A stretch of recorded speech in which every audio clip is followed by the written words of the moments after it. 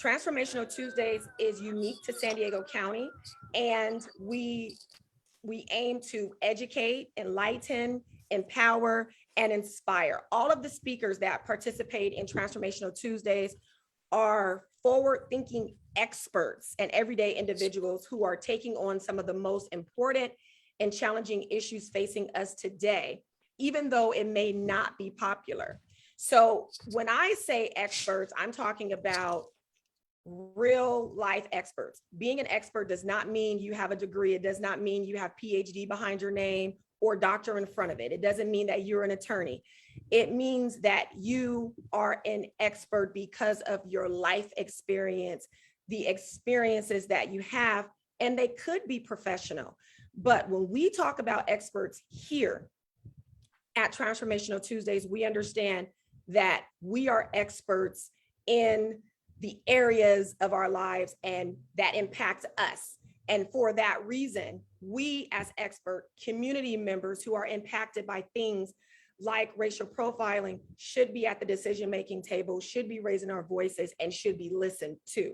And so here at Transformational Tuesdays, we seek to bring community members together at the intersection of compassion and action.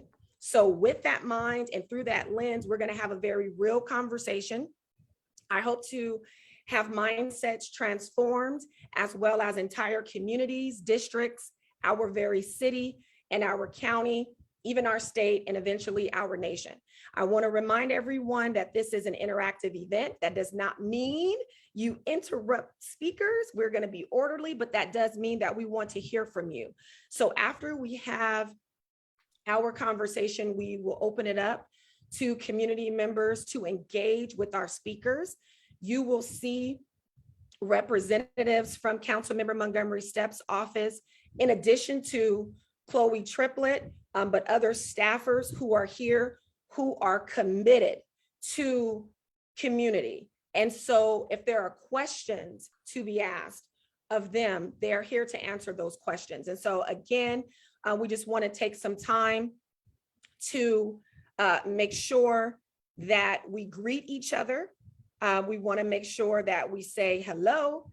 And if you see someone you don't know, say hello to them. We're all one community. And that's something that we acknowledge here at Transformational Tuesdays. And so just want to invite you all to greet, say hi, come off of mute for a second, just say hello, and then we'll go ahead and get started with the program. Greetings and salutations, everybody.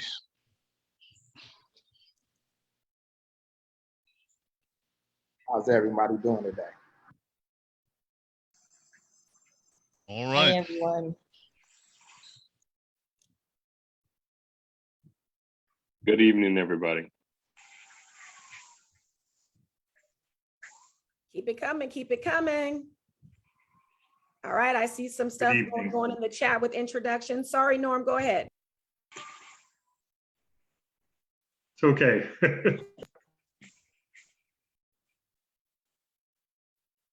Hi, this is Diane. I'm delighted to be here with all of you.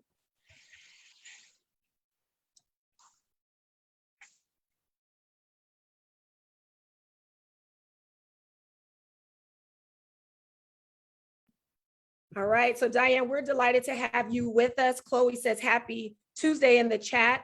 I do want to let you all know that this is going to be live streamed from Community Advocates for Just and Moral Governance page. So if you want to share on Facebook, please do that.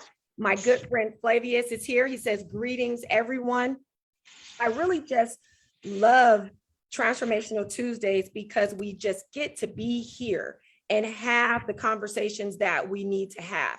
And what I love most about it is that we don't just talk about the problems, we talk about solutions. And we're going to be talking about the PROTECT ordinance tonight. PROTECT stands for preventing over-policing through equitable community treatment. Most of us here are very familiar, because we live in San Diego, with all of the data and the studies that we've had over the years. And I think I can speak for all of us on this call.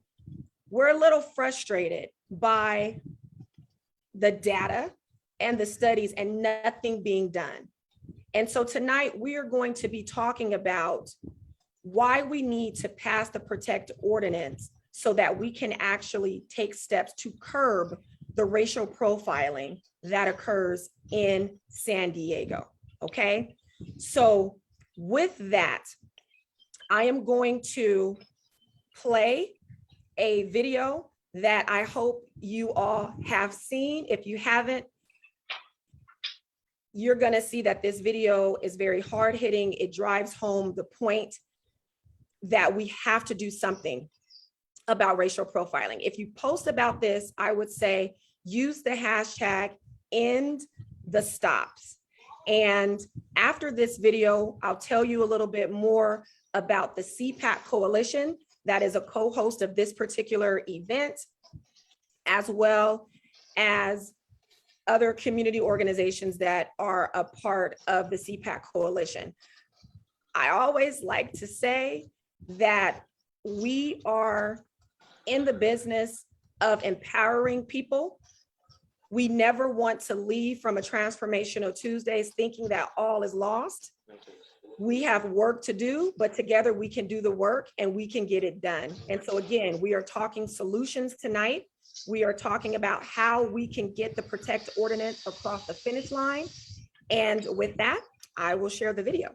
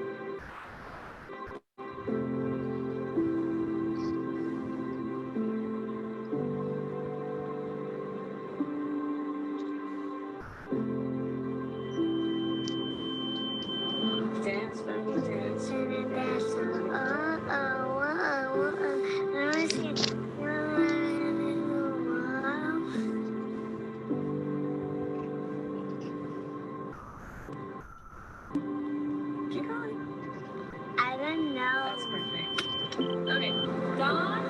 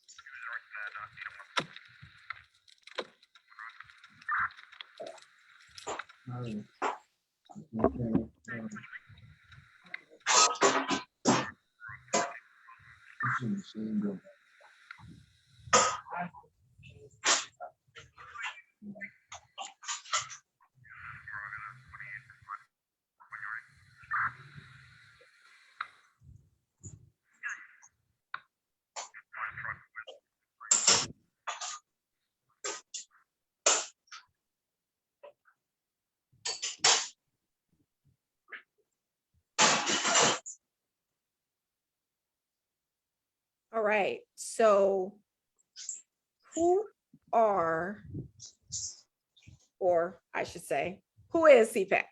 CPAC is a coalition of community groups, which includes faith-based groups, labor, and other community organizations like Pillars of the Community, Think Dignity, and MOGO, or Community Advocates for Just and Moral Governance.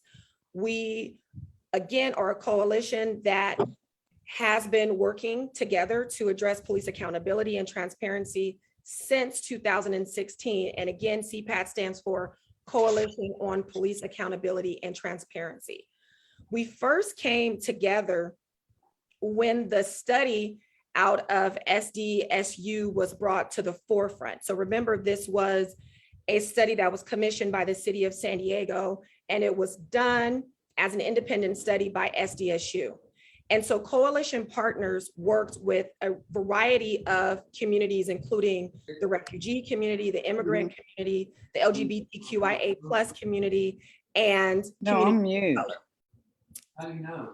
And because they make you be on mute. let's see if I can mute that person. And the diversity of our coalition members really reflects the intersectionality of policing issues. So last year in 2020, we developed a policy package. And as part of that policy package, we had a reimagining of public safety and policing. We called it the Accountability Now package, which is something that is comprehensive and took a holistic approach to reimagining public safety, which is very, very important for us to do as community members. I often say that a lot of times we've been giving narratives, and it's not necessarily a narrative that jibes with reality. And we've been force-fed a narrative around public safety that hasn't been comprehensive. When I think about public safety, I think about keeping the public safe from those who wear the badge, who commit misconduct, who commit crimes, who are rogue, who don't follow the laws themselves. When I think about public safety, I think about whole communities. And by whole communities, I mean communities being whole, communities being allowed to thrive and flourish, community members who are not harassed and targeted and threatened. And this is how we reimagine public safety. So how do we get there? Well, as a coalition, we thought that if we focused on decriminalizing low-level offenses, sometimes you may hear the term quality of life offenses, but if we could just decriminalize those low-level offenses, if we could divest money from police budgets to non-law enforcement alternatives and community services, right? Reallocate those funds to empower community organizations that are already doing the work, that are effective in doing the work, but need resources. We can cut down on the interactions that law enforcement has with certain communities that result in over-policing and also result in our police officers not doing the jobs that they are trained to do and are good at and should be doing.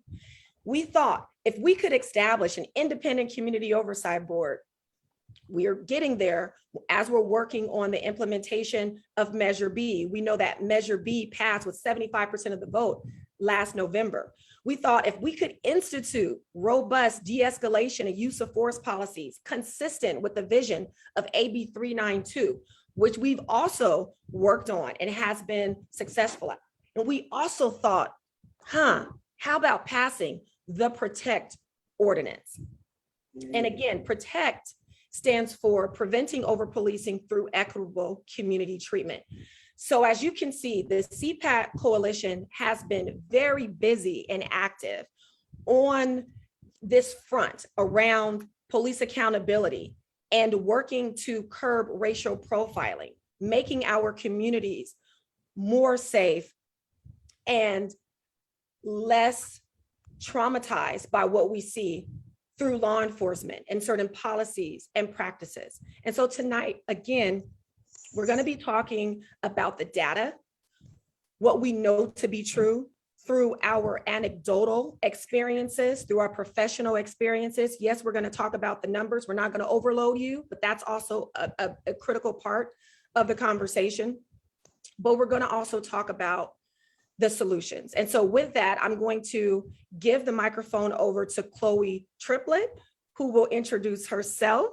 And she's just wonderful. And what I really love about Chloe is she has a heart for the community, and it has to be so because she works with and for our dear champion of the PROTECT ordinance, Councilmember Montgomery Steppe, and who brings the community with her everywhere she goes. And we know that she has a heart for the community. So with that, I'm gonna give it over to Chloe. Thank you so much for being here tonight. Good evening. Thank you, Genevieve. That was very kind. You took the words right out of my mouth. regarding Councilmember Montgomery's step. I see a lot of very familiar names and faces in here. I saw a Norman Triplett in here, and that threw me off because my mother-in-law's name is Norma. So I was like, how did she get the link? But Norman, nice to meet you. It is a pleasure to be here. As Genevieve said, my name is Chloe Triplett. I am actually a native of Maryland, but I've been in San Diego. I'm a transplant, like many of us. Been here for a few years and absolutely love the city. I work for Councilmember Montgomery Steppe, who really does not need any introduction. As Genevieve says, she has really changed the way things are done at City Hall. It's been quite a journey that we've had so far as an office. Because of the way that we do things, it's not always the most popular way, but that means that we are actually getting the right things done.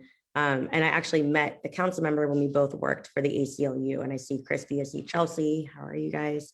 So the council member and I both came in with the mindset that we have to bring the community along with us and finally open the doors at City Hall so people can understand how things work and what we are up against. And I think that is where the majority of my portion of this conversation is going to be. And I apologize for my dog in the background. If folks hear eating, that is not me. I really want to focus on where we are at now and what I think the path is moving forward. I am currently the committee consultant for public safety and livable neighborhoods. The council member has been the chair of this committee since she was elected in 2018. And I don't think it will come as a surprise to anybody when I say that we have done things completely differently and flipped the council up on its head with the way we came in ready to get to work. Our work plan has always reflected community first and reimagining public safety. That has been our new theme, so to speak, since 2020 in particular. We know the studies, right? We've all seen the data starting back in 2016. And I used to work for Councilmember Ward, so I was also there for the SDSU study. When we've heard comments made, we've heard folks try to push back along the data. And while we've seen different facets of the data, we've seen different organizations take a stab at it. I think it's gotten us all to the exact same end game, that Black and brown people are treated extremely differently than whites, especially when stopped in traffic stops. So I saw a comment in here saying, for those who don't know around what PROTECT is, just to kind of explain, I'm going to explain it just based off of how I understand it. While not a member of CPAT, obviously this is something that the council member is championing. So obviously, if we were to put forward this ordinance, it's going to require officers to have probable cause to stop or detain anybody.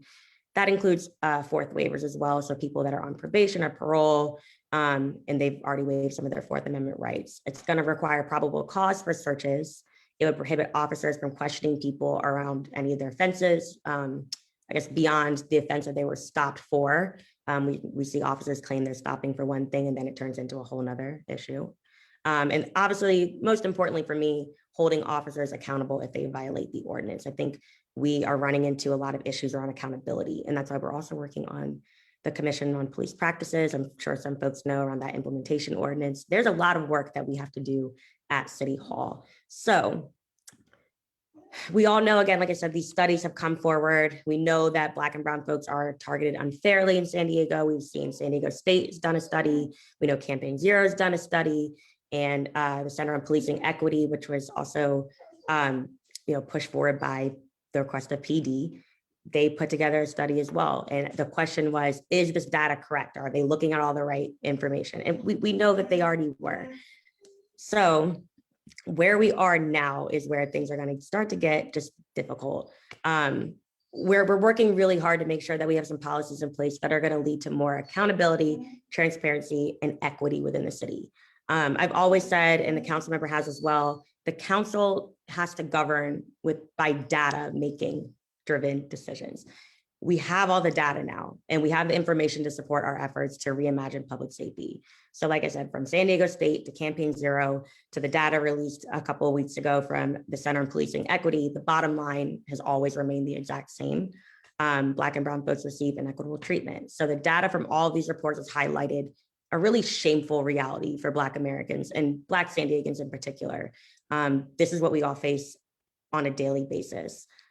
We are policed more often. I say we're policed more severely. And because of the way that officers are trained, many people fear their interactions with the police. So we know that innocent folks will flee a situation or try to remove themselves from being surrounded because they're afraid of what the outcome can be. And honestly, we all know that it's just completely unacceptable. We've seen some really conventional reforms come through. We know body cameras have been helpful, but they're not going nearly far enough to stop police misconduct. We run into issues where people aren't even turning on their cameras. And the same can be said around training and supervision. We have to make effective investments that are actually going to address some of the root causes and challenges that are facing our communities. On the floor at council, I've been trying to encourage our colleagues, we should all feel encouraged and inspired to focus on some actual solutions with teeth. We have really strong evidence that, some of this stuff can actually help reduce police violence, but San Diego as a whole, as a city, we have to get there. We have to put policies and changes in place that are going to prevent future harm and actually invest in systems that all of our communities can rely on and all of our communities across San Diego can thrive. The council, the mayor, we're not powerless. And this is what the council member has been saying for 3 years now. We have the information, we know more comprehensive action is needed. And I always use the term with teeth. We can do these very blanket reforms. We can do these things that on its surface look like it's doing something, but when you're inside City Hall and you start getting into that red tape, that there's always loopholes. And that's what we've been trying to fight for the past 3 years. So we can start to curtail the types of policing actions where, the data shows that discrimination is most apparent. We have the information in front of us to make progress right now. The time is long past for concrete policies and actions. The onus is on the council, the onus is on the mayor, the onus is on the chief, regionally, nationally, policymakers in general. The system needs to be upended. It's time. We have to acknowledge the data in front of us today and commit to making crucial steps that's actually going to lead to dismantling some of these policies. And we know the harm that's been done. So the main question that I'm getting most frequently now is, where are we? When is this coming? And I wish I could tell you. So the city attorney, this was, gosh, it's so hard to keep track of time now. It must have been at least a month ago. She released a memo following our, following the meeting, the special meeting for the Public Safety and Livable Neighborhoods Committee, when we took up round 1 of the implementation ordinance for the Commission on Police Practices. Prior to that meeting, our office had submitted a legal request form, and that's just an internal form we have at the city. All the council members can use it. If there's an idea you have, a policy you want to take a closer look at, you ask the city attorney's office to take a look, and they put forward their revisions. Per our charter, the city attorney is in charge of drafting all of our ordinances. So we asked her to take a look at this. She wrote back with a memo announcing that she's going to be using outside legal counsel in order to take a deep dive at Protect, as well as the Interim Commission on Police Practices there, or not the Interim Commission, I'm sorry, the Commission on Police Practices, our implementation ordinance. Due to the nuances of this policy, as well as some of the capacity issues that the city attorney's office is experiencing right now, Councilmember Montgomery, Steppe, myself, our Chief of Staff, Henry Foster, we do support this decision. We think that's the best path moving forward, is to use outside legal counsel. Right now, her office is working on getting the panel counsel set up, and they're going to be the ones to oversee the legal review, which is kind of going in and seeing, does this match up with our charter? How is this going to work? How can we actually get this done? But I do want to assure everybody that our office is still going to be fully involved in that process.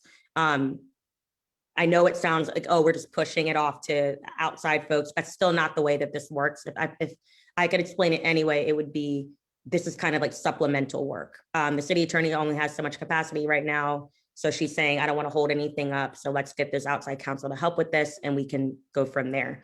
As of now, I don't have the names or anybody that I know that has been assigned to this quite yet. They're working on it internally. They're going to let us know. But myself, Henry Foster, obviously Councilmember Montgomery, Steppe, we're going to still be directly involved and work with whoever that council may be. But timeline wise, I know this is long past due. We made it clear that we do want to get something done. But I don't have a date or a month that I think this could be introduced at committee. It is our hope that we hold on to PSNLN for the next year and we can continue to work on this stuff, because all the things that the council member has and currently working on, this stuff is going to still span, for quite some time. So once we do get that legal review done, we got to take a look. The city attorney's got to take a look, because they are still going to be involved. Again, per our city charter, they are still directly in charge of drafting ordinances, and then we can bring it to the council. I will kind of wrap up just my initial thoughts by saying, we are dealing with a different council every 4 years. We get a couple new people here and there. So just our landscape has changed. I know we've been talking with CPAT about this for quite some time. When they first brought this to our attention in 2019, obviously the world was flipped upside down in 2020. We all had to adjust. Council meetings are now virtual and will be remaining virtual until further notice. That's limiting the amount of days that we have. Committees and council was also suspended for a little bit in 2020. So I lost about 4 or 5 meetings. And while that doesn't seem like a big deal for the committee consultants, that is, again, world flipped upside down where we just have no idea. So last year we had no idea when we could even get back into the groove of things. We finally do have a groove where we know how to do the, outside comments and get the ball moving on things. But my internal PSNL calendar with the council member, again, flipped upside down when the city attorney released that memo. So everything is kind of up in the air in terms of when, but the council member is fully committed to, taking a look at this and trying to get something done. Like I said, we have the data in front of us, and we've got a system internally that we have to fight against as well. So I really do want to encourage folks to get in touch with MOGO, get involved with CPAT. The council member, while we have changed the way things are done at City Hall, we are only one office and cannot do it alone. We need the community support to push us over the finish line. Each year we run into new challenges. Each year we run into issues that we didn't know about. This one's going to be a fight. We know what the issues are. We know we need to do something, but District 4 can't do it alone. Districts 8 and 9 can help, but they can't do it alone either. We need that community pressure. We need folks calling in. We need folks setting up meetings with the mayor and the council member, other council members on the floor. We need to educate folks and get this done. And I know CPAT has kind of started that process, as well as MOGO. So please get in touch. I see Chelsea here from ACLU. I see Crispy Hill, 2 really, really great women that have been leading the charge with CPAT as well. That can absolutely help out with getting people involved. But the council member and I we always say we're going to do our due, as Henry says as well, like on the inside, but we are going to need that pressure. And part of the reason why we've been so successful with some of our other measures in the past was obviously because the council member is absolutely incredible, but also because we had that community voice to really lift us up, and folks inside of City Hall were like, oh, wow, there's, you don't really give them much wiggle room when you've got over 100 callers, calling in about the same thing, or you have a sea of signs and shirts at in-person meetings, putting that pressure on folks. We cannot let people say that they need to see more information. The information is there. And I can think of a million different excuses that we could potentially hear as to why we shouldn't or can't or whatever it may be. But we know how this has a negative impact on our communities of concern here in San Diego.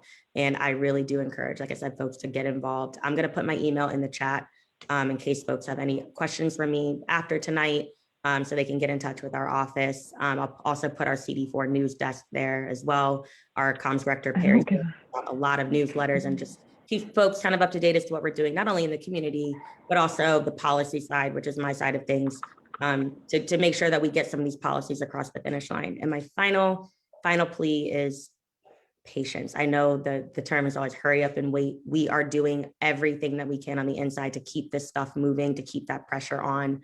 But just know that while you might not hear anything for like a week, some of us ain't sleeping.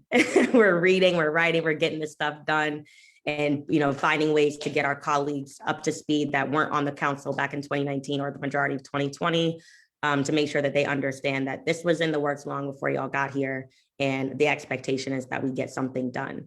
And the council member takes that role and that responsibility as being truly the people's council member, and she cannot be duplicated. As hard as anybody can try, she cannot. And the voice, the power that she has, by bringing the community along with her, is something that has never been seen before, but is groundbreaking at City Hall. So I want to thank Genevieve for having me here tonight.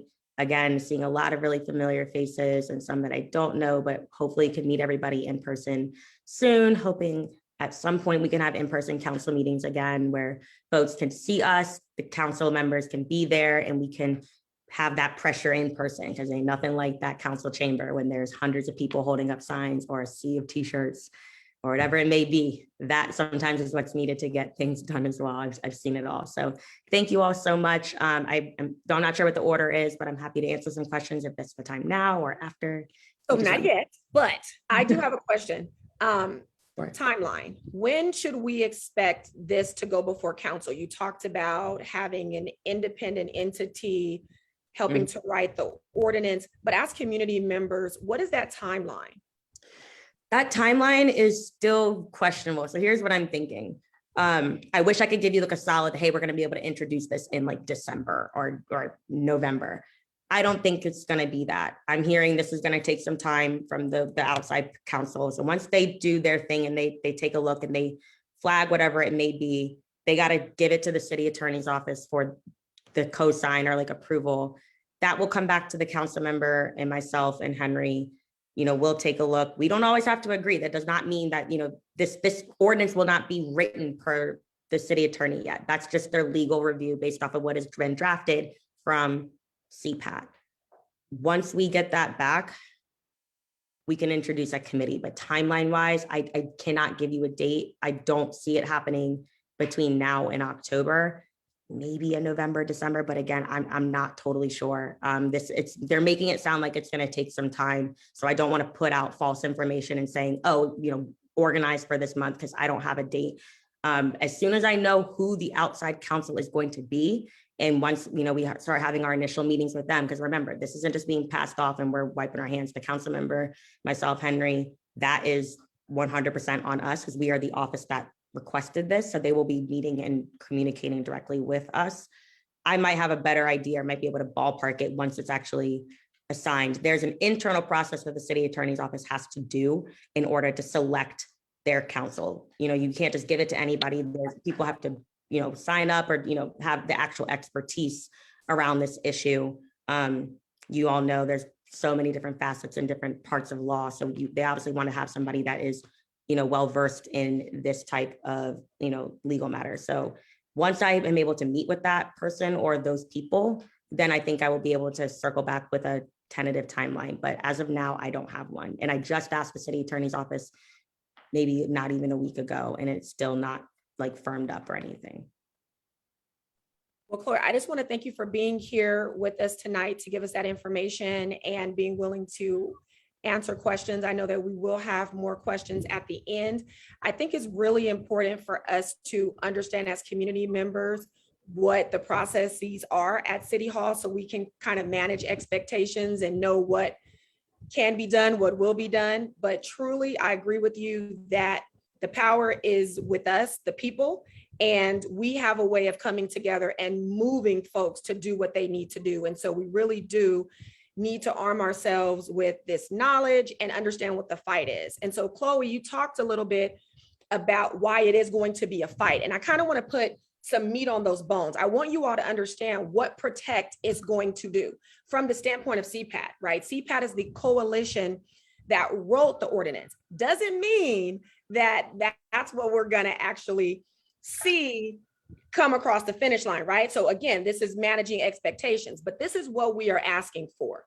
We are asking for police officers to have probable cause to stop, detain, or search a person, even if the person has a fourth waiver. So some of you may know that people who are on probation or parole have what they call a fourth waiver, where we, persons who are not on probation or parole, have the security of the Fourth Amendment to our Constitution that protects us against unreasonable searches and seizures, which means that in order for a police officer to arrest you or stop you or search you, they have to have a reason to do that under the law, and they have to meet a standard.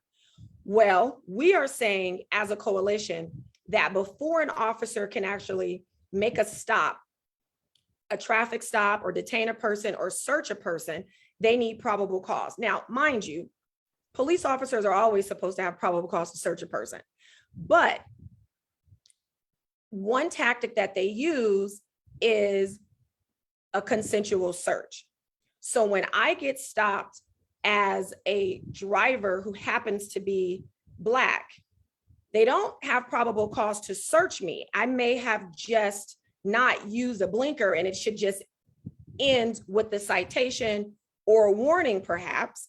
But now they're asking me if I will give them permission to search me. We want to ban consensual searches because this aids in racial profiling. Remember, going back to those numbers and what we know to be true, that Black and brown drivers are subjected to searches on traffic stops at a higher rate than white drivers.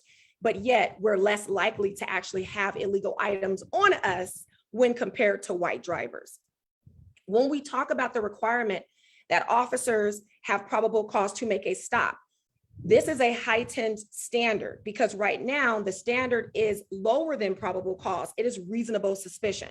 And so with the Protect ordinance, we are asking for probable cause to do those things. A person can also be detained because of reasonable suspicion. We're asking for probable cause. We are also eliminating stops for certain equipment violations. So remember in the beginning when we talked about trying to limit those police interactions with certain community members, this would do that. Police officers do not have to make the stops because someone has a broken taillight, because someone has expired registration. It is now 2021. We have many ways to get information to the DMV, a non-law enforcement agency, an unarmed agency, information that says someone needs to renew their registration. We can cut down on racial profiling. We can also cut down on killings. If we go back to people like Philando Castile, people like Sandra Bland, when we look at the inception of these traffic stops, they're based on very minor offenses and then people lose their lives. So we're trying to not just curb racial profiling, but we're also trying to save lives by limiting law enforcement interactions with community members. Through the Protect ordinance, we will also prohibit officers from questioning people about any offense that has nothing to do with why they were stopped in the first place. So officers go on what we call fishing expeditions, right? You got 4 Latinos in the car. They make a stop for whatever reason. And remember, pretext stops are the law. The Supreme Court has upheld the use of pretextual stops, which is when law enforcement officers can use a very, I would say, a low-level offense to make a stop, but it's really with the intention of finding other things. They want to investigate something else. And so with the Protect ordinance, officers will be prohibited from questioning people beyond that taillight being broken, if that's their stated reason for stopping the car. So hopefully this is all making sense. And I'm trying not to talk in lawyer terms, but when we can actually limit what law enforcement officers do on stops, we will see a change, especially when you are taking away some of those tools. This is what they call them, the tools. We heard this with the carotid or the chokehold ban. They wanted to continue to use that tool, even though it was shown through science and through stories of people losing their lives, that Black men are more likely to die because of the carotid restraint or the chokehold, and yet they were using it mostly with Black people.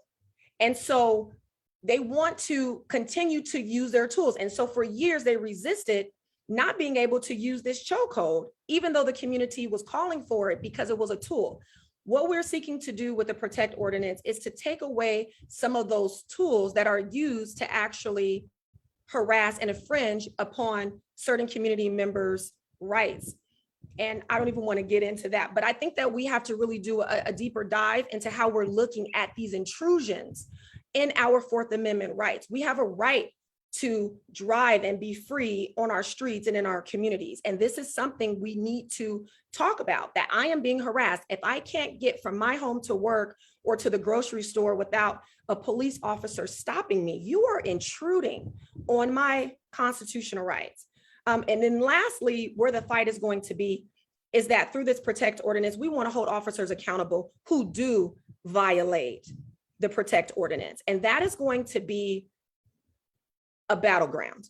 I can tell you that this is something the community absolutely wants, what the community needs, but this is going to be something that is probably going to be, I'll say, ripe for battleground, because we know that in San Diego, as well as across the state, that we have a very big problem with holding police officers accountable, and especially getting officers prosecuted for violating the law. But with the protect ordinance, we want to hold them accountable if they do violate the tenets of the protect ordinance.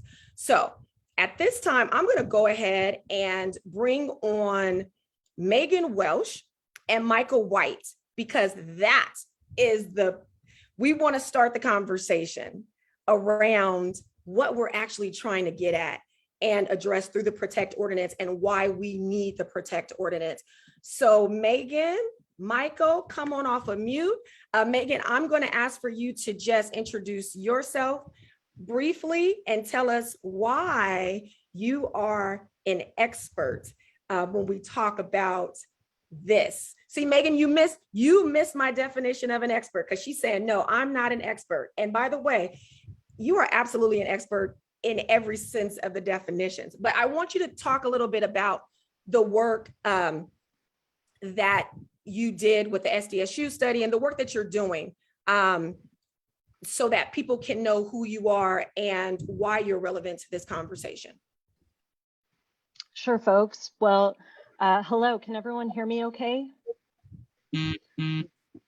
Wonderful. So this will be the first time today that I am not having technical difficulties. I just got home from campus from teaching my very first class back in person on SDU's campus.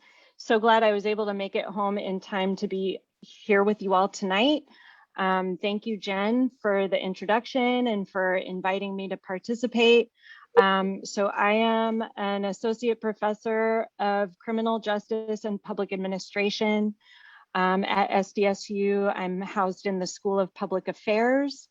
And so as Jen mentioned, I was part of the research team that conducted the 2016 study that is cited along with all the other studies, the CPE study that came out this year as well.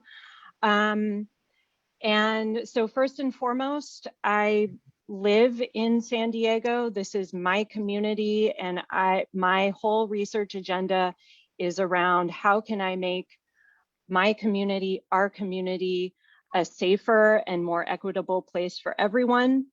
And my research, as Jen mentioned, points to the need to reduce the harm that policing inflicts on our community, particularly disparities in how people are treated by race, by physical ability, by gender and sexuality status, and all the other types of quote unquote variables that we talk about that put folks at increased risk of not only police contact, but of collateral consequences of that police contact. And so as part of that study, as most of you know on this call, my colleague Josh Channon led the statistical part. So we looked at 2 years of SDPD data. We looked at 2014 and 2015. It was close to 260,000 stops over the course of the 2 years that we analyzed. And so folks know the findings of that study, right? Particularly in post-stop outcomes, we know that there are substantial disparities in terms of driver race and who gets stopped and what happens to you after that stop. So our report broke down all the analysis in terms of what we had from the STPD around their data. And then one thing that I'll share with you tonight as we get into the conversation is as part of that study, we were also able to interview 52 active SDPD officers. And we specifically asked them about race, ethnicity, and how that shapes their decision-making factors. And in terms of who they stop and what they do during those stops. And it will come as no surprise to anyone on this call that officers consistently denied using race as a decision-making factor in who they stop and what comes of those stops. But then when we dug deeper, dug just below the surface in terms of, well, how and why do you make these decisions? What raises that level of suspicion to quote unquote, the reasonable suspicion that we're talking about? And right underneath that surface, right underneath that denial of race is a whole lot of stereotypes about communities and the people who live in them. And so I'm excited to speak with you all tonight to really kind of unpack what's happening there and how we can reduce the harm that comes along with racially biased policing. Jen, I hope that kind of covered what you were hoping me to cover. And of course, I'll add more as the conversation continues.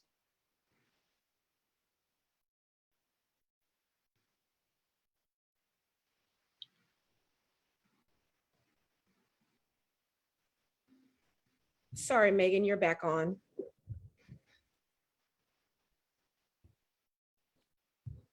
Oh, I think maybe are we turning it over to Michael now? Okay, so Were folks able to hear me? okay, well, Okay. good. I'm glad Sorry. that they can, because I lost you. So, but no, I'm really glad that it was still going for everyone else. So yes, I'm gonna go to Michael, but I do want to just ask you a couple questions.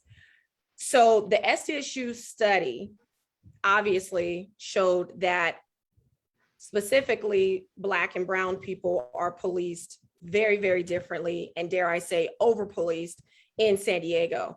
And at the time, the police department was under Chief Zimmerman's leadership.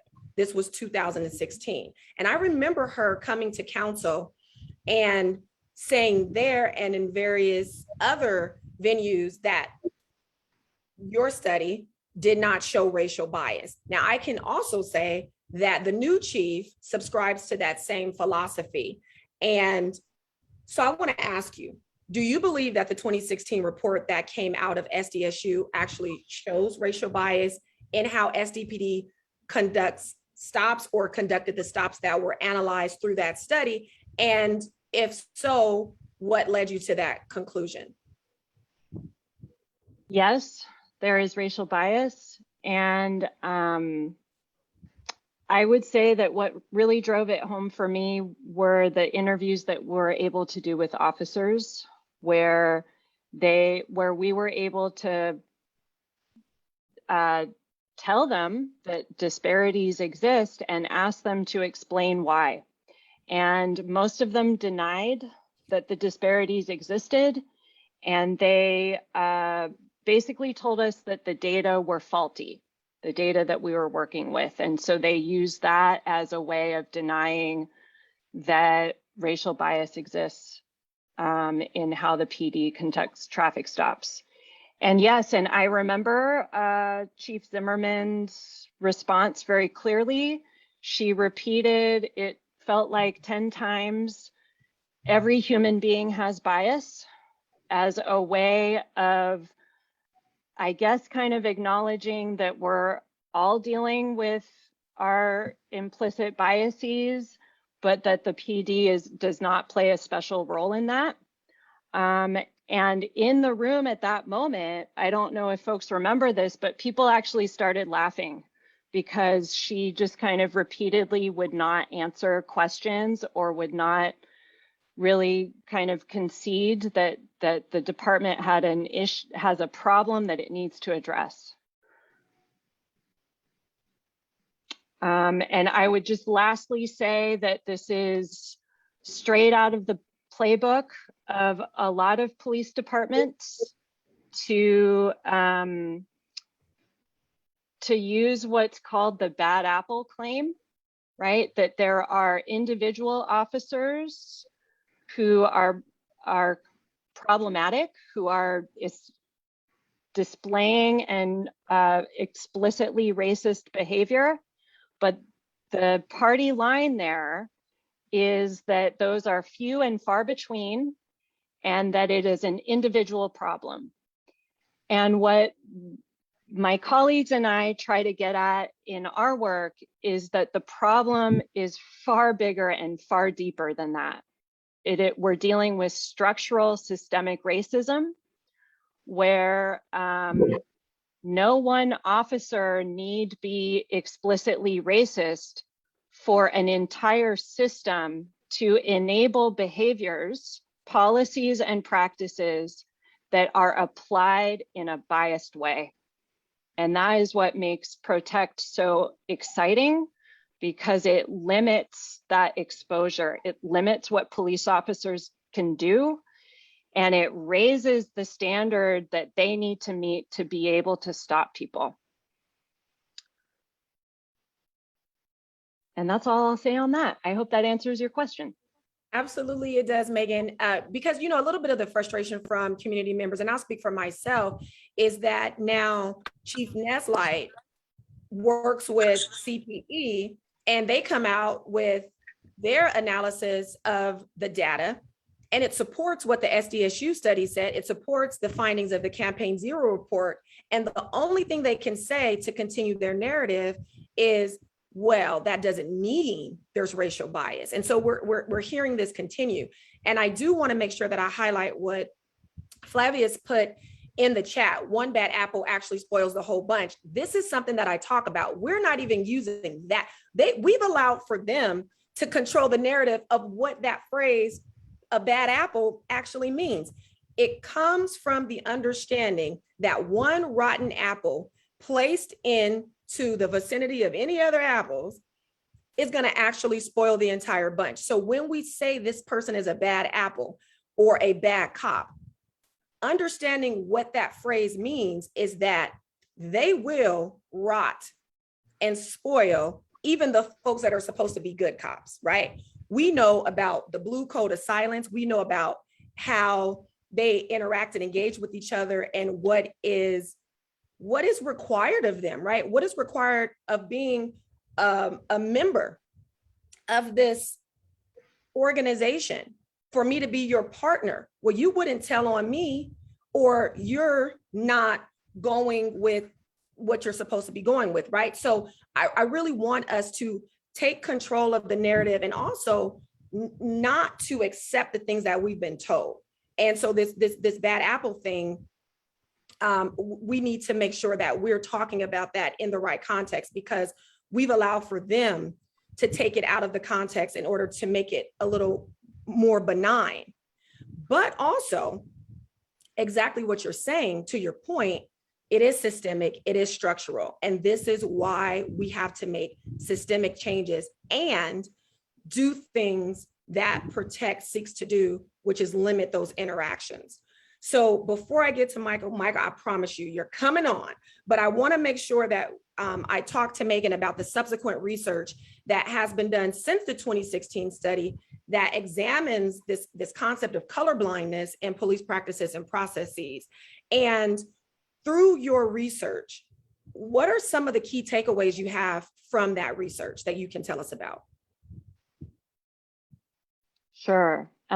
So I'll just go very briefly over what we found, and then I have a whole lot of presentation materials and full papers on all of this that I'm happy to drop in the chat or share with folks if they're interested. So to remind you, we were able to conduct 52 in-depth interviews with active officers as part of the traffic stop study that we completed in 2016.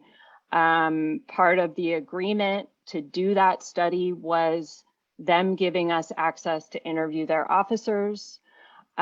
We were able to interview officers in all 9 of the police divisions. So we were able to capture regional diversity there. But of course, we had to take volunteers, so officers who are willing to speak with us. So all of our findings, which are, I think, fairly egregious, full stop, are underestimates. So when we talk about bad apples, I think of it more as the tip of the iceberg. And Jen mentioned the blue wall of silence there. So when we interviewed officers, we asked them about their procedures and protocols and kind of thought processes as they're patrolling communities. And we asked them specifically about race. Now, Jen's question is framed around color blindness. And so folks are probably pretty familiar with what that is. But it's basically the idea that kind of post the 1960s civil rights era, post the Civil Rights Act of 1965, racism did not disappear, right? We were not suddenly living in a post-racial society. Instead, racism became more covert. And so color blindness or colorblind racism is about not seeing race, dismissing race, claiming that things are better than they used to be, explaining things as if they are based on anything but race, right? These tropes all sound familiar, right? And so what we found with officers is that they used denials, deflections, and oftentimes dehumanizing language to speak about people of color and communities of color in our San Diego region. So officers believe and express to us that they are neutral or colorblind in implementing traffic stops. The vast majority of the officers we interviewed saw racial bias as obviously detrimental to effective policing, and those explicitly racist officers were the few bad apples, or those who are lazy, people engaging in lazy police work. And officers agreed that those types of officers should be removed from the force. They also expressed a belief that those folks are weeded out in the academy, in the kind of testing, psychological testing that they do, and the academy process. So we can kind of footnote that and ask whether that's really true or not, but that's what they claimed.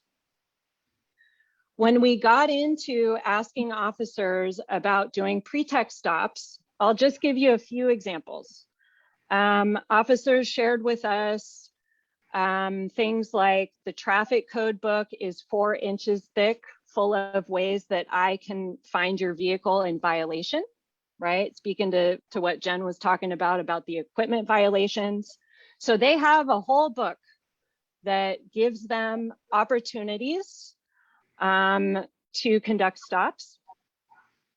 Officers denied using tactics that they would call racial profiling, and instead they talked about criminal profiling.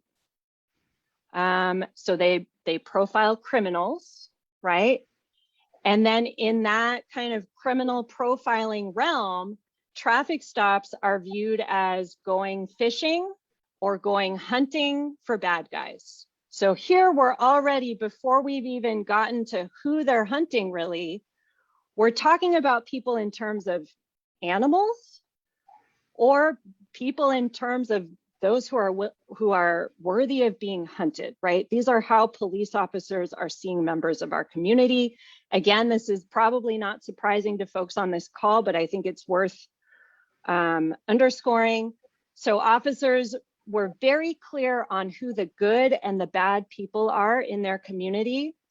Some folks distinguished between soccer moms from the criminal element.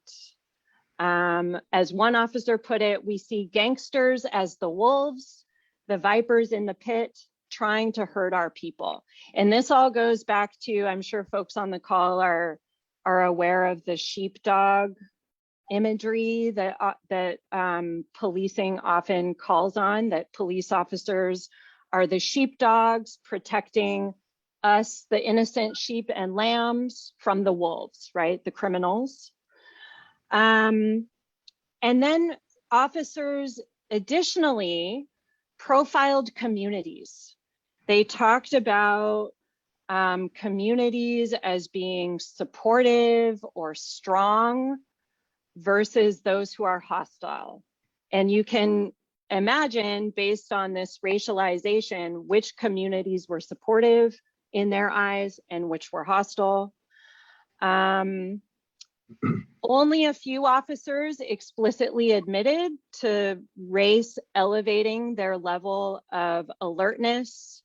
So one officer talked about, comparing a similarly sized white driver compared to a similarly sized Black driver, and feeling like he would be on a higher level of alertness. As officers talked about certain places, certain communities in our San Diego region, it often did not align with crime rates in those communities. So officers were making racialized assumptions about the level of criminal activity in a community based on race, not on crime rates. And then lastly, which kind of circles back to the Chief Zimmerman context,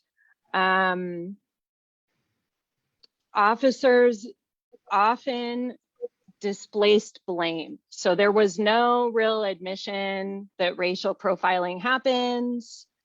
Instead, they displaced blame on the media for fanning the flames, and for folks in the community who are anti-police.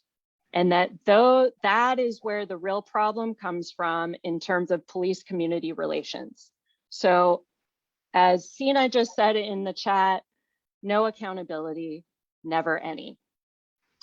So I could go on, I've got a whole lot of data, but I think you get the point, that it was very distressing to do this research and to kind of step back from it after doing all the interviews, because we really saw that from top down, the police department, and I think we can kind of just say policing in general, has a real issue, and Jen said it at the beginning, has a real issue taking any sort of responsibility, particularly when it comes to race and how officers are conducting their work and using race in inequitable ways, unjust ways.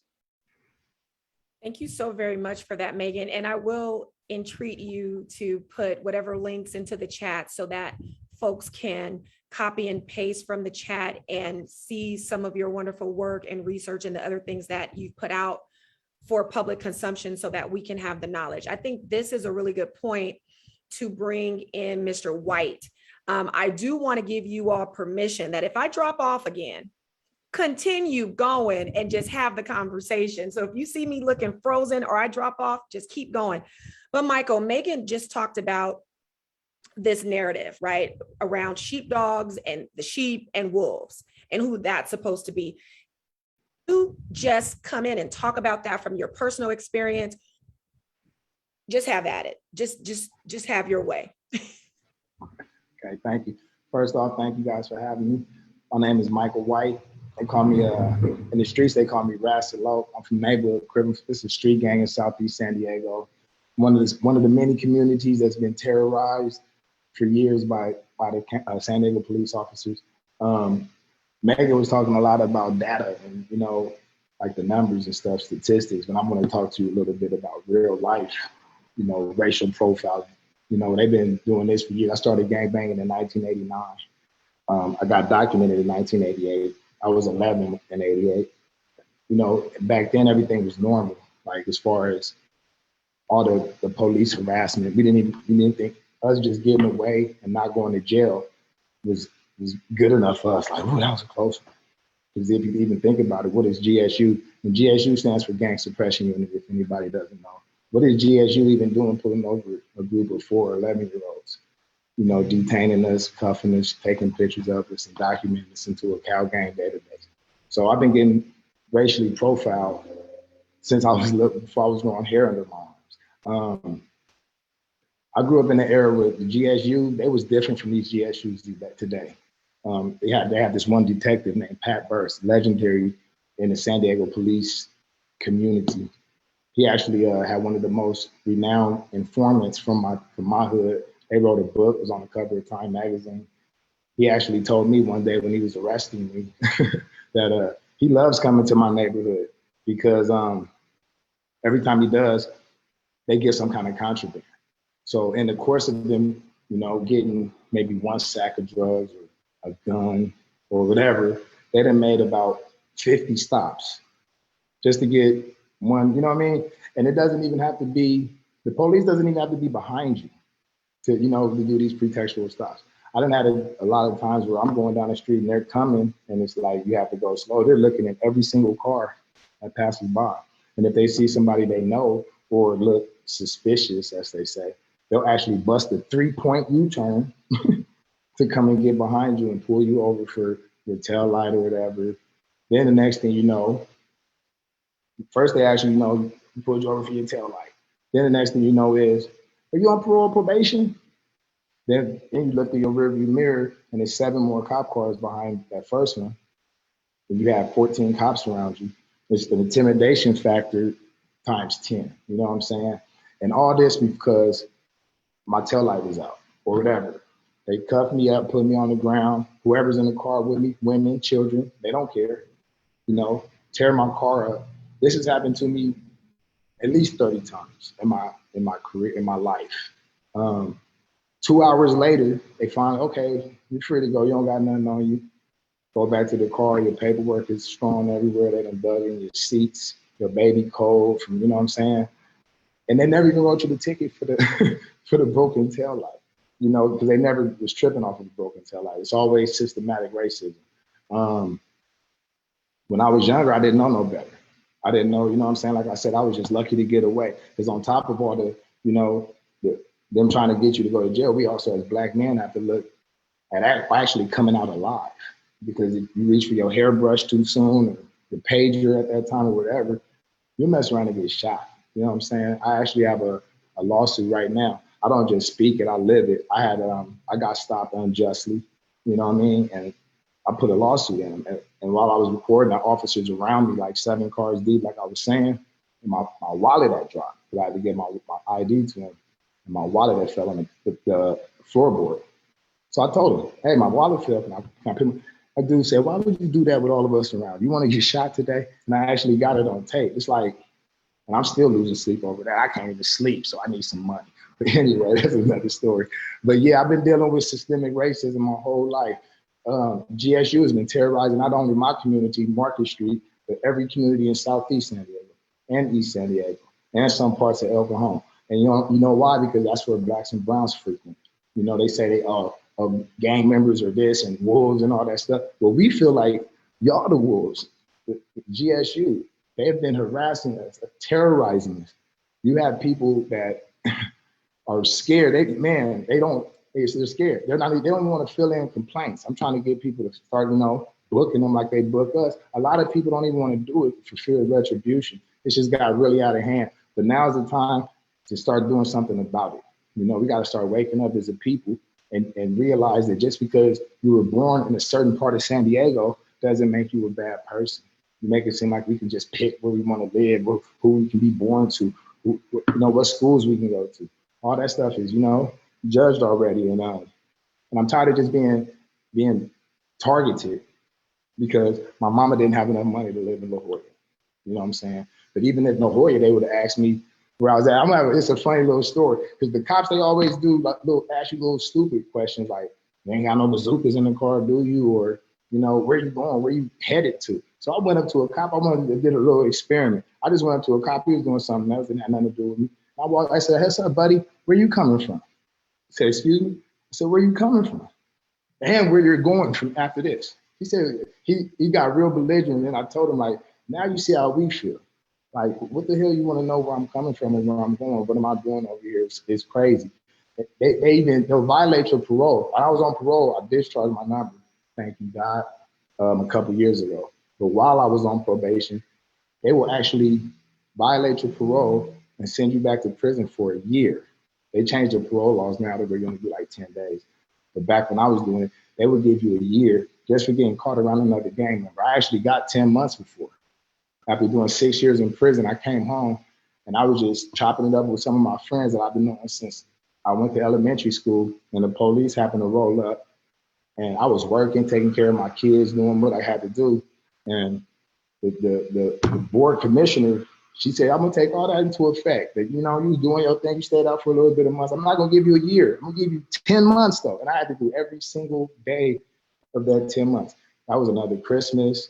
That was another birthday, another one of my daughter's birthdays. You know what I'm saying? Just for being caught around somebody. But when I go to prison, I can go hang on the yard with as many gang members as I want. It doesn't make any sense, you know, just it's racially profiling us, you know. So now's the time where we got to start doing something about it. We got to start booking them, holding accountable, because if they do these little stops on you and they found one rock that don't weigh nothing, you can't even get high off it if you smoke drugs, they're going to book you. They ain't going to be like, oh, he cool. He let us search him 30 times and ain't never reported us. We're going to let him slide. But no, they're going to book you. So we have to have the same mind frame. We got to book them. Unprofessionalism. They got a code of conduct. They got to live by any little thing and start getting these people off of our backs, because if we don't say nothing, you know, it's like they said, it doesn't exist, because a lot of people don't even say nothing. They don't report it. But that's what we got to change. That's what I'm pushing now. That's what my nonprofit pushes. Pillars of the community, we advocate for gang members, because we're saying that just because you are a gang member, even if you are a gang member, that doesn't make you a bad person. You know what I'm saying? I know a lot of gang members that are awesome people. You know, they just grew up where they grew up. It's like being in a college fraternity, you know, Alpha, Phi, Kappa. You know what I'm saying? Same concept. So we just advocating for that, and we trying to wake people up, different community members. I log in with a lot of reputable people from different communities and lace them up on things that they need to know so they can take it back to their people and lace them up. Because we got to start waking up. I know I'm tired of it. I don't know about nobody else, but I'm tired of it. So I'm trying to do my part to get it right. And thank you so much for doing your part, Michael. You hit on so much, and I kind of just want to break it down, right? So you said something about being 11, being documented, and you all thinking, okay, you know, we got away this time, right? For me, this is the conditioning of our community. This is the conditioning of our children. It normalizes being over policed to the point where growing up, we don't know this is wrong because this is what happens in our communities. And when I heard you talk about that, it really just reinforced why we need to end the stops, because we cannot have another generation being conditioned to this normalization of being harassed by the people who are supposed to protect and to serve us and to keep us safe. So thank you so much for highlighting that. And exactly, Megan, it's dehumanization. They dehumanize us to the point that we believe that there's nothing wrong with it. This is just what happens on a normal day on 47th Street. And that's a problem. That's very problematic. And that really lends itself to our communities being traumatized and re-traumatized. You talked about how they would question you all because you were gang members or even perceived as gang members. And I want to tie that to protect, because when we talk about these fishing expeditions and how we want to limit police officers, how we want to actually prohibit police officers from questioning drivers and passengers in the cars about things that have nothing to do with that broken taillight, like how you talked about that minor equipment violation they were never concerned about.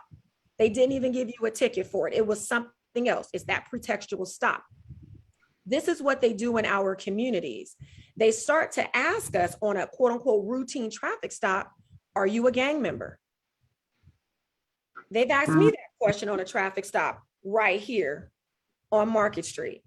So what I want to know from you is the work that you're doing with Pillars. I know that you all have a lot of interactions with community members, and you all launched, I don't know if it's a formal program or not, but you all talk with people who have these interactions with police officers. And also, I don't want to get the San Diego sheriffs out of this too. I'm not going to cut them off of this, because we know that they also racially profile, and we know that from the Campaign Zero report, that in the city of San Diego, the San Diego sheriffs are guilty of racial profiling, just like SDPD is.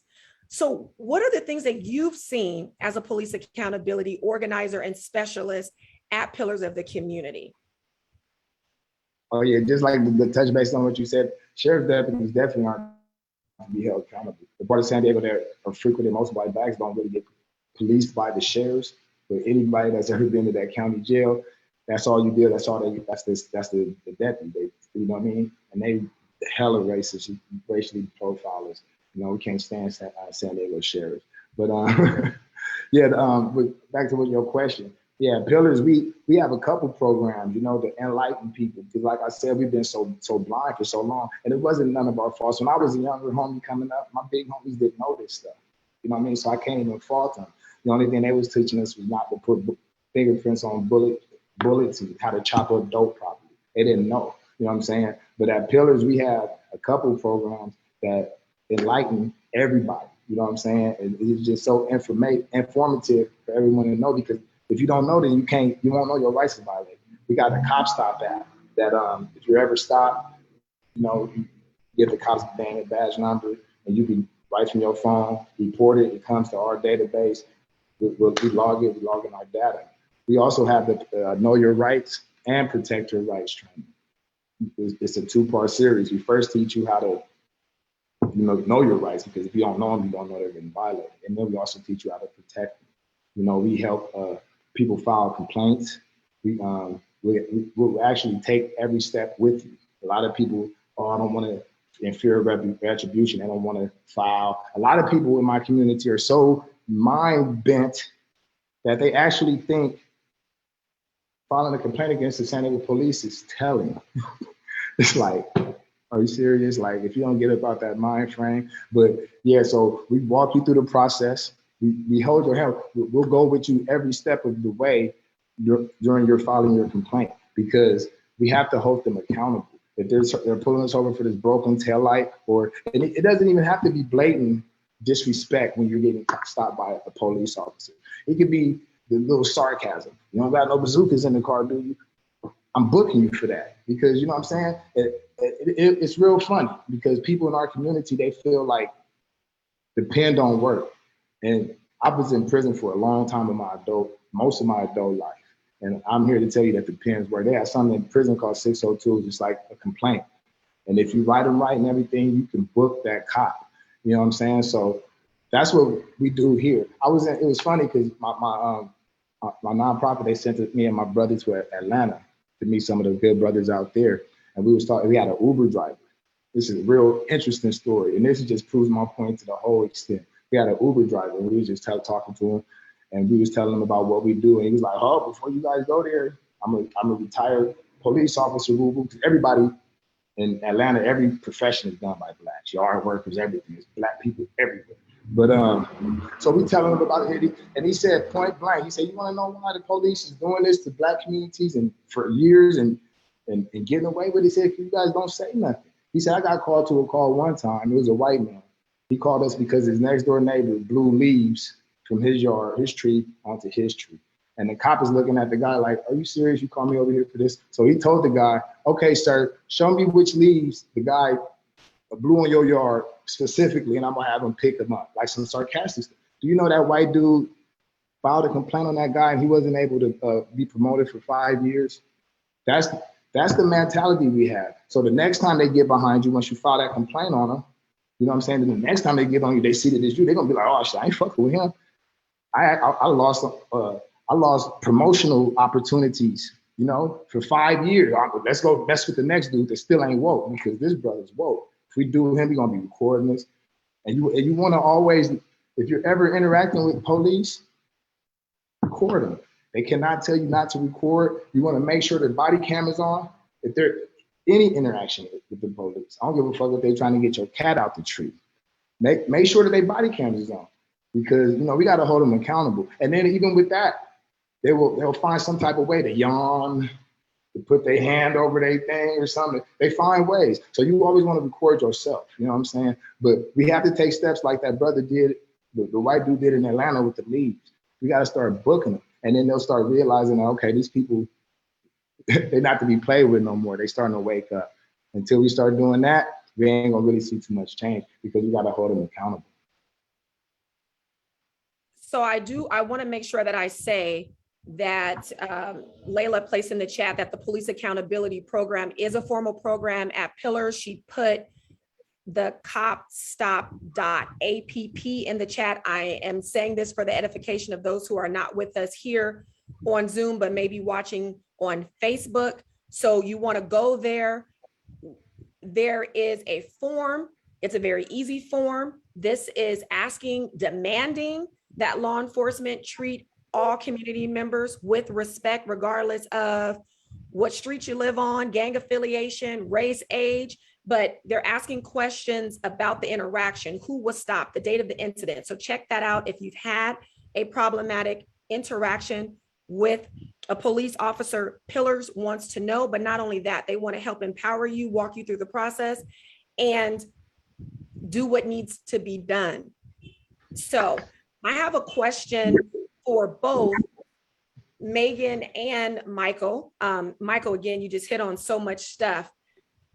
I think that we're coming to the realization, at least those of us community members who understand how deadly and how costly, not just in a human life sense, but also fiscally, how costly having our police officers do all the things that they're doing, being first responders for mental health issues and substance use and homelessness.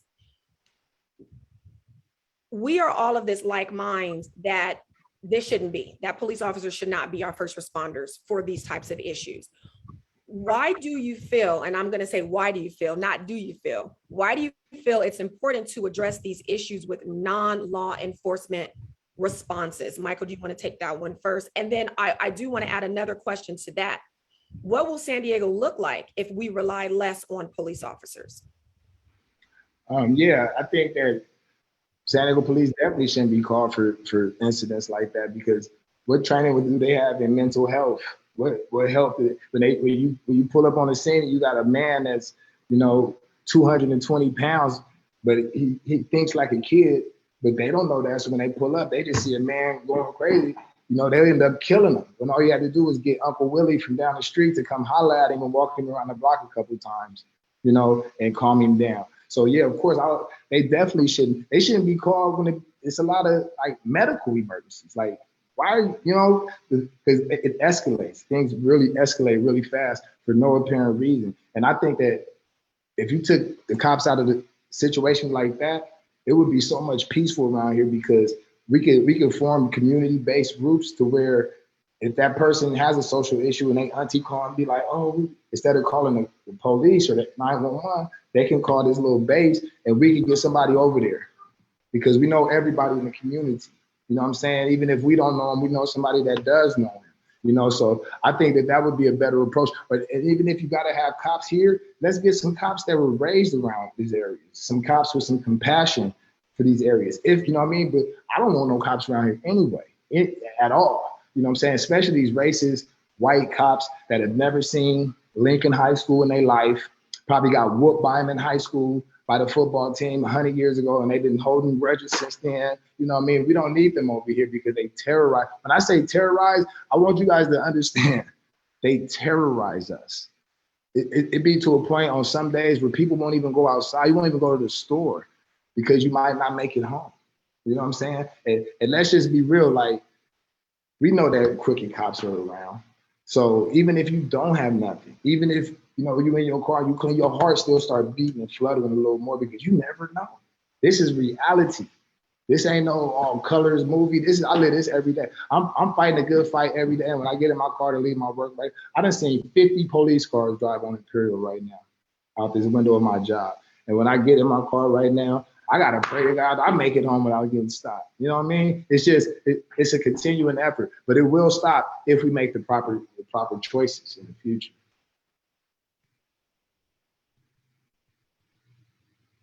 You can go ahead, Megan. Thank you, Michael. Agreed with everything Michael just said. So Jen's question is about why should police not be first responders to issues like homelessness and so many other things. One recent example that really drove this home for me was Jesse Evans' experience back in late May, early June of this year. Jesse Evans was the Black homeless man who was assaulted violently by SDPD officers in La Jolla on suspicion of public urination. If that doesn't drive home the fact that we are doing things wrong in our community, I don't know what does. The fact that someone would be assaulted violently for 3 minutes when he's just trying to find a place to pee is unacceptable. And it points to the fact that police officers are going to use the tools that they are empowered with, right? And police officers most often choose punishment over serving our community. In Jesse's case, a non-punitive solution would have been to drive him to a restroom, which was about a mile away. So policing as an institution needs to be critically examined by our society.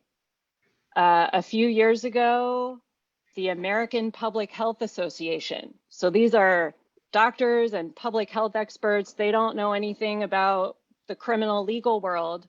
They came out and said that law enforcement, policing as it currently happens in our country, is a threat to public health. If that doesn't drive home the root of the problem, I don't know what does. Agencies that claim to protect and serve our community are a threat to our public health. We need to examine this, right? And then the last point I'll make here is about training. So oftentimes issues of structural racism in policing, the way we kind of diffuse or deflect from actually addressing the issue is we say we'll throw more training at it. Well, we know that that doesn't work, right? There are studies coming out now that call into big question whether implicit bias training, as an example, actually reduces behaviors amongst police officers that lead to the racially biased outcomes and the violence that we're talking about here tonight. Implicit bias training, the latest studies that I've read suggest it might help change what's going on in your brain, but it doesn't necessarily have an effect on what you actually do. And if we're talking about training officers to do their jobs better, that then becomes a justification for, well, then police officers should be first responders to homelessness, should be first responders to mental health crises. When in fact, as Michael was saying, as I'm guessing folks on this call are thinking, instead, we need to reduce the immediate harm now that police and police agencies are inflicting on our communities. So not less training, not improving or expanding the training, reducing the opportunities for police officers to have these encounters with people in our community. The last thing I'll say is that from our 2016 study, the big thing that through which policing is kind of justified, like let's have them handle all of these things, is the idea that police officers or the policing behavior that we have them do through traffic stops, pedestrian stops, all of that. The fundamental belief there is that that reduces crime. It does not. Out of the 260,000 stops that we analyzed for those 2 years that I told you about, only 1.3% of those stops led to an arrest. If we use that as a proxy, and now we know that there are all sorts of problems with folks getting wrongly arrested, right? But if we narrow that down, what our police activity is doing is a whole lot of harassment and not a lot of crime control value at all. So I just want to kind of unpack some of those stereotypes that are used to justify our status quo, and to say police need to be doing less, not more. Thank you. So I am going to move to some of the attendees' questions. We're going to be wrapping it up in a bit, but for the edification of everyone who couldn't see the chat, it was moving a little fast, and also comments were coming in the beginning. Professor Khaled Alexander of Pillars had asked whether the SDSU report named structural or systemic racism in their findings with SDPD, and Megan answered that yes on page 74 of the report. I'm going to place that link that she provided here for us in the chat on Facebook, and I'll also repost it into the chat here. There was a question for you, Megan, about whether community members like us can have access to that book that the police officers were talking about. When you were saying that the police officers you interviewed said, you know, the code violations for traffic stops is this thick book. Do we have access to that is what they're asking? I'm pretty sure that's publicly available information, and we can probably find a link for that. I don't have it handy, but I'm happy to pull it up. Yeah, so they're referring there to the book of laws, yeah, that Lori is mentioning in the chat as well. All the codes and all the ordinances that they're allowed to enforce. So yeah, I'll see if I can find that for us, and I'll drop it in the chat. All right, and so there was another question about, let's see, Flavius, I'm gonna ask your question. And I wanna just read it straight from what you wrote. So Flavius wants to know, how do we hold them accountable? Doctors require malpractice insurance and are not a protected class. Why not law enforcement? A teacher has to go to school, get a degree and a certification. Why not law enforcement? What good do body cams do if they're not available to view, if they're off? And so I'll kind of jump in here with an answer, and then I'll let you all kind of follow up, because I did want to make mention of this before we left to go back to, or we're in our respective homes, I think, except for Michael, who's working very late. Thank you so much, Michael. We want to make sure that we let our state representatives know that we need the passage of SB2. If you don't know what SB2 is, get on Team Justice's page. Anaya, if you could put in the chat the links to, or all the handles for Team Justice. Pillars is a member of Team Justice along with MOGO and other community organizations where we are pushing for legislation to be passed. But SB2 would allow for us to finally decertify police officers who engage in misconduct like falsifying police reports, engaging in excessive force. It is crazy to me that California does not yet have a process to do that. And so we are pushing for SB2 to be passed. And so it's making its way in the state legislature. And while I'm here, I'll talk about SB 710, which seeks what we are calling seeks to cure the conflict that occurs when we have elected prosecutors like the San Diego DA, who boasts that she is law enforcement's choice during an election, who accepts financial support from police associations, and then is the person who is in charge of investigating police officers for their wrongdoing. And we know that we have a long history of prosecutors failing to hold police officers and sheriffs accountable under the law because they're very cozy with them. And so we want to pass SB 710 to cure the conflict so that we can get rid of this reality that our district attorneys are bought and paid for by police associations. And that's one way that we want to address that. So SB 710, SB 2, again, look into those things. Definitely let the members of the state assembly, it passed in the state Senate, state assembly members, especially our San Diego delegation, they should all know that we are looking to them to pass SB 710 as well. Chloe, go ahead. Make sure that I'm unmuted. I think that's a really good segue into something that I wanted to bring up earlier, because I get a lot of questions on this, especially as we're dealing with the Commission on Police Practices and dealing with the implementation ordinance. I think, there's a lot of onus that is going to come from the council 100%, but there's also a lot that's happening on the state level and things that kind of hem up, I would say, how far we can go. And one of those things, and I'm sure everyone here is, is familiar with POBAR. POBAR is a big issue that we are dealing with in terms of this implementation ordinance. And I know it's going to come down whenever we get to the finish line with Protect around that meet and confer process. For those that don't know, POBAR, and I'm not an expert, but POBAR is the Police Officers Bill of Rights. And I know that California has, I think, one of the tightest police officer Bill of Rights POBARs in the nation.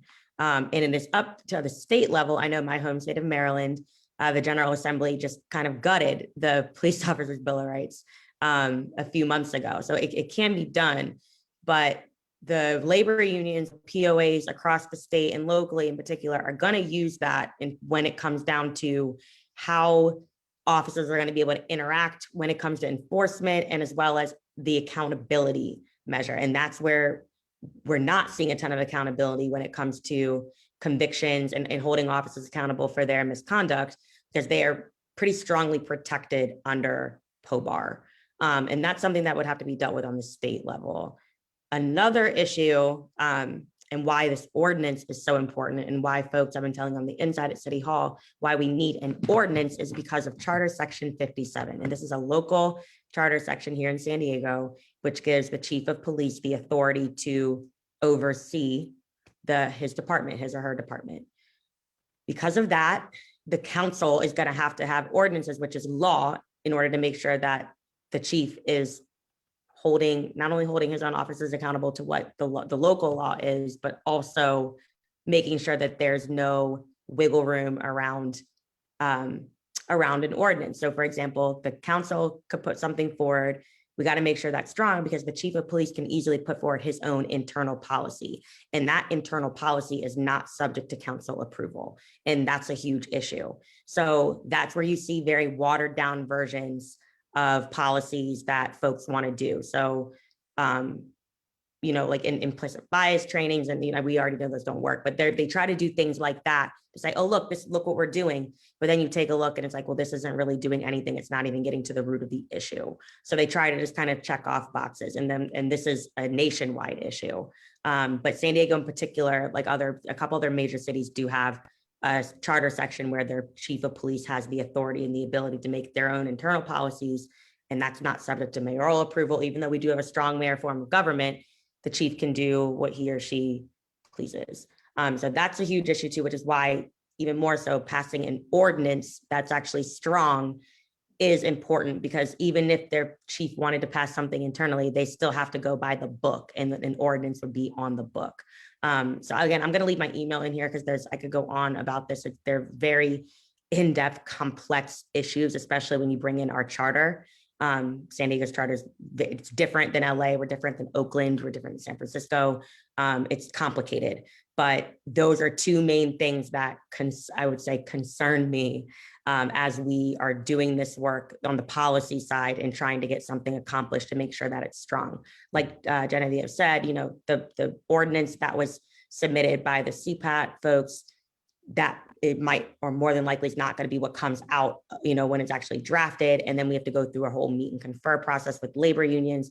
And that's where the real gutting happens, where, the council members can't be at the table, and, the labor unions and POAs can do their bidding and try to kind of go around certain things. So that's where some of my concern is going to lie. And that's where POBAR is going to come into play on that state level. So that's something that, again, we can have deeper conversations about, but I wanted to make sure that folks know, as we were talking about what's going on at the state level, another thing that they could be pushing our state and, our local delegations on.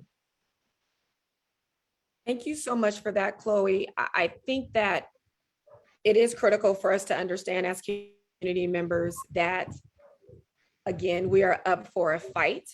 I'm watching the chat and people are recognizing, I think we know, especially folks that are on the front line doing the work, that these police associations are very powerful. They're powerful at the state level. They're very powerful at the local level. And again, I strongly believe that the power is in the people, but we also have to understand how things work. One thing that I can say is that they already started the fight against Protect before the language was even finalized. The police were already fighting against the Protect ordinance before the language of Protect was finalized by the coalition that wrote it. I need you to get that.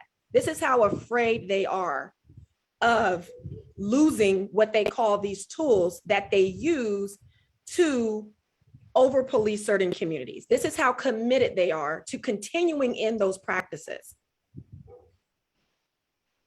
Just what Chloe said, I want to make sure I make this very clear for everyone here. Right now, SDPD has written a policy that says that they will inform drivers that they don't have to give permission for consensual searches, because they know that what we're asking for through the Protect ordinance is that they not be allowed to conduct consensual searches. So instead of losing that powerful tool that enables them to police Black and brown people and people with perceived disabilities a different way, people who they perceive to be a part of the LGBTQIA+ community, they want to soften this and say, well, hold on, I can just require my officers to tell drivers you have a choice. But we know that nothing is going to change when an officer who is in uniform, who has a gun, who has already stopped you, who may be in the presence of other officers, says, you don't have to allow for me to search, but I'm asking you, can I search? We know that that is not going to change the outcome. And for so many reasons, community members actually say yes and give permission, because they feel that if they say no, then they're going to make their day a little harder. They're going to keep them from their family a little longer. They're going to intrude on their day much longer. They don't want to make a police officer mad. There's a lot of things that go into a person's mind. And so I just want us to all be cognizant of the fight that we have ahead of us, because this is not going to be easy. But again, with enough of us in solidarity and in unity and of the same mind and being persistent, we can get this done. Megan and Michael, I didn't allow for you to say anything before Chloe came in and before I started to answer. So if you had anything to add to that, I would just love for you to do that. No, I think you guys covered it all. All right. Same here. Just honored to be in community with you all, and I'll drop my email in the chat if folks want to follow up with me. Mine's too. All right. I'm going to place Chloe's email address in the into Facebook, and anything that you all drop in the chat so folks can communicate. So I'll also put in Megan and Michael's email addresses as well. I'm going to get to one last question. Megan, you kind of hit on Lori's question, but if there was anyone who wanted to talk more about the Black codes that are still on the books and how we can address that. But I wanted to make sure that I did answer this question that came at the beginning of this meeting from a community member that said, are the trainings that police are required to complete public information. So I will say this, yes and no. So we had a law that passed and it made lots of documentation related to police misconduct publicly available here in California. People started to do public records requests. I'm a big fan of public records requests. I think Flavius actually put in a link to do public requests for the city of San Diego. So that would be the city attorney's office, that would be the police department, that would be, you know, City Hall, any city entity. And I'll put that link in the chat into Facebook as well. But going back to this question, we actually had the entity that sets the standards for law enforcement training in California, which is POST. It's the Police Officers Standards and Training. They were supposed to post their training materials publicly. They actually said, we can't do it because of copyright laws. So they're using the copyright laws, which does not pertain, and this is in my professional opinion, when I read case law and definitions, this does not pertain to documents like this in the public interest. But very fortunately, we have a community group, EFF, who is suing. This is a new lawsuit from just a couple months back, suing to say, no, you need to put up those trainings because we should know, we should have that information about how our law enforcement officers are being trained. Side note, remember that ban on the carotid restraint that our police chief did a press conference on shortly after George Floyd, and he stood there with our the mayor then and said, hey, you know, we are going to lead on this. We're going to not use this carotid restraint anymore. Well, we found out later, recently, that they never changed their training, that their training still allowed for or still taught the carotid restraint. So we need to stay vigilant. We need to make sure that we are in the know, because it's a shame that I have to say this, but public trust has eroded for those of us who ever had it. And public trust is at an all-time low. And for some communities like the one that I live in, never had the trust at all because of how they do things, the things that Michael touched on tonight. And because public trust is so low or non-existent, it's a shame that we have to go back and verify that they're even doing the things that they signed off on. You ban the use of a technique, but you're still training the use of that technique. This is our San Diego Police Department. So when we talk about accountability, that goes hand in hand with transparency.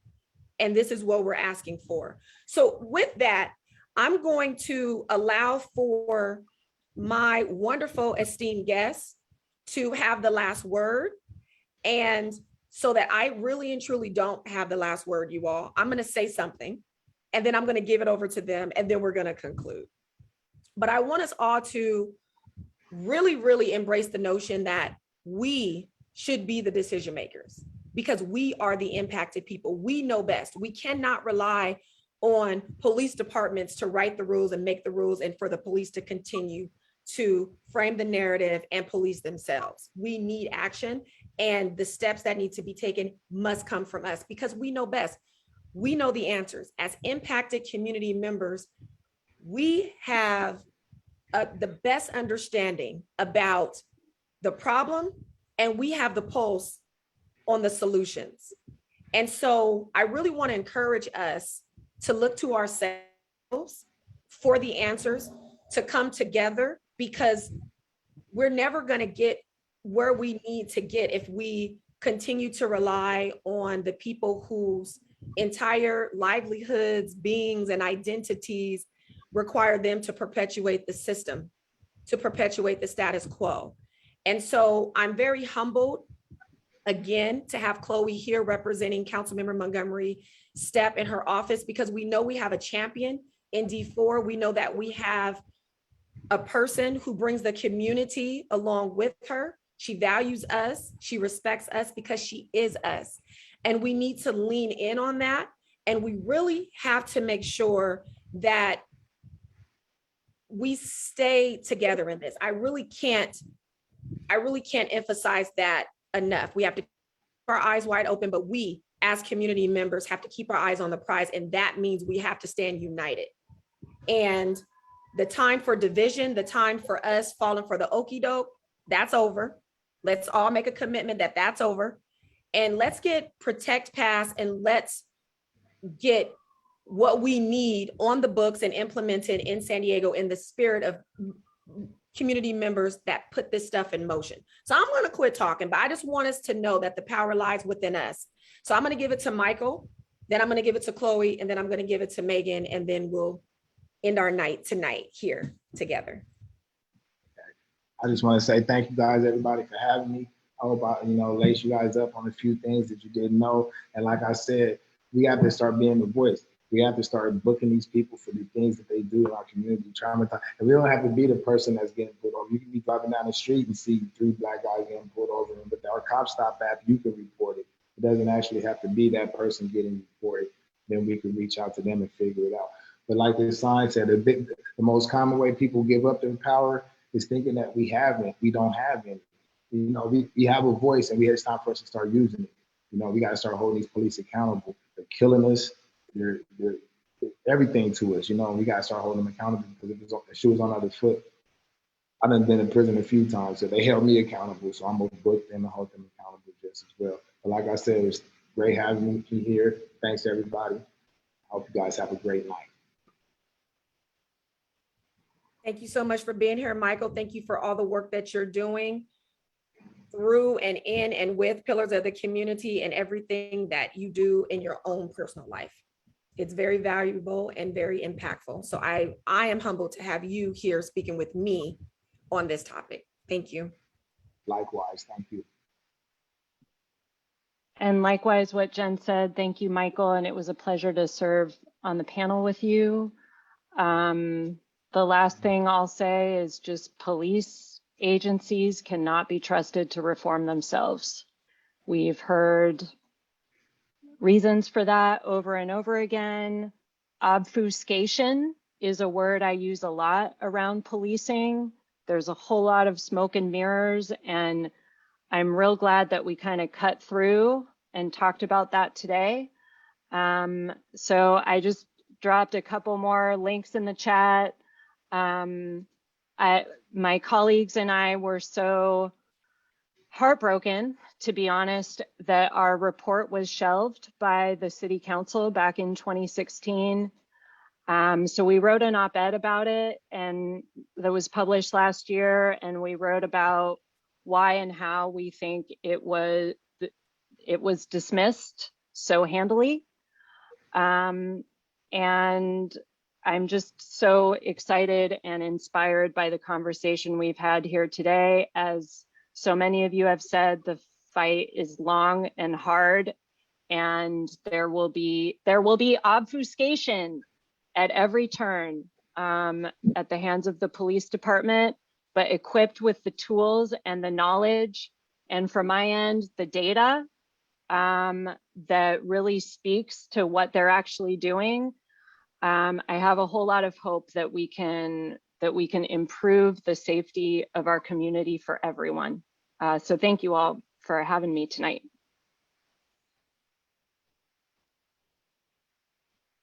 Thank you guys so much for allowing me to represent Councilmember Montgomery Steppe tonight. We have so much work ahead of us at the Public Safety and Livable Neighborhoods Committee. Like I've said, the council member truly is the people's champion, but we are one office, and it is going to take more than just our voice to get this across the finish line. There's a lot of things that are going to be thrown at us. We've heard the spiel all night, how long of a fight it's going to be, especially at a time where the narrative around public safety is truly being thrown around. We've got an uptick of gun violence, we've got this, we've got that, this is why it's necessary.